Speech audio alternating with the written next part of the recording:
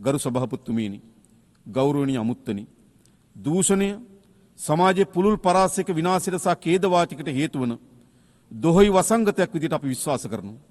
දූෂණය සංවර්ධනයට බාධාවක්, ප්‍රජාතන්ත්‍රවාදය සහ ලෝකයේ යහපැවැත්මට තීරණාත්මක තර්ජනයක් සහ දුප්පත්කමට හේතුවක් වන බව අපේ ස්ථාවර වෙනවා. දූෂණයට එරෙහි සටන භයානකයි.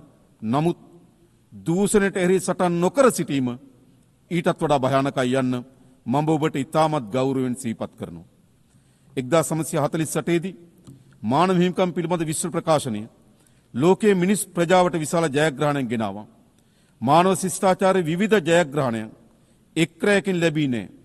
ඒ සියල්ල අප්‍රමාණ කැපකිරීම සහ නොපසුබට උත්සාහයේ ප්‍රතිඵල.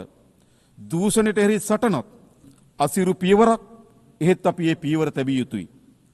අප තබන පළමු පියවර අසිරු විය හැකියි.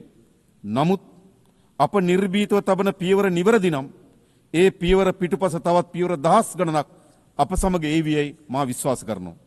ගරු සභාපතිතුමීනි, නියෝජිතවරුනි, නිර්භීත වන්න. ඉතුරු සියල්ල ඉබේම වේ යයි ජවහර්ලාල් නේරුතුමන් කළ ප්‍රකාශය මේ මොහොතේ මා සිහිපත් කරනවා. මම නියෝජනය කරන්නේ මිලියන 22කට ආසන ජනගහනය ජීවත් වන පුංචි දීප්තිමත් දූපතක්. ශ්‍රී ලංකාවේ ජනගහනය ආසන්න වශයෙන් මුළු ලෝක ජනගහනයෙන් 0.3ක් පමණ වෙනවා.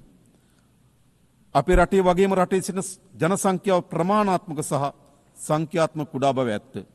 නමුත් අපේ රටෙත් ලෝකෙත් මතු පරපුර වෙනුවෙන් දූෂණයට එරෙහි සටන අපි ආරම්භ කොට තිබෙනවා.